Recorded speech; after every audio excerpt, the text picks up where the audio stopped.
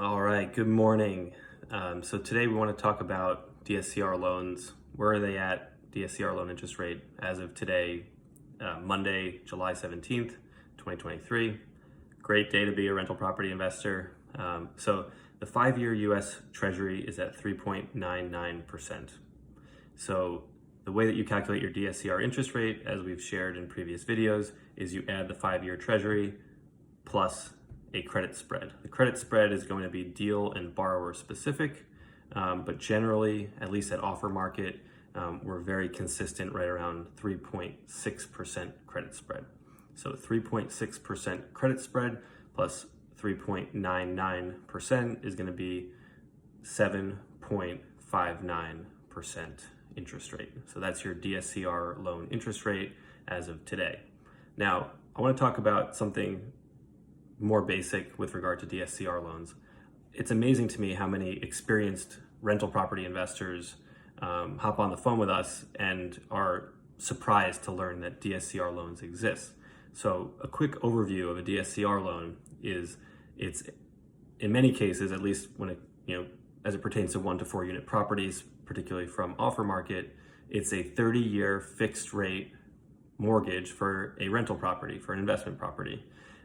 So that means that it is based on the debt service coverage ratio of the property, and that's determined by actual rent if you have a lease in place, and it's determined by the appraisal report, which includes an opinion of market rent. We'll take the lower of the two and use that to calculate the debt service coverage ratio. So debt service coverage ratio is essentially the free cash flow that your property generates over the mortgage payment, taxes, and insurance. And if there's any HOA dues that are involved with that particular property where it's located. So if the property generates, slightly more on a monthly basis than it costs to service, which is the debt service component, then you qualify for a loan of a specific amount. If it doesn't generate a high enough DSCR, which for us is 1.1, then we need to lower the loan amount, which would result in an increase to your DSCR, because ultimately your DSCR is based on, okay, you have this amount of a loan and it's accruing this much interest. So if you lower the loan amount, there's lower interest, your debt service coverage ratio is higher.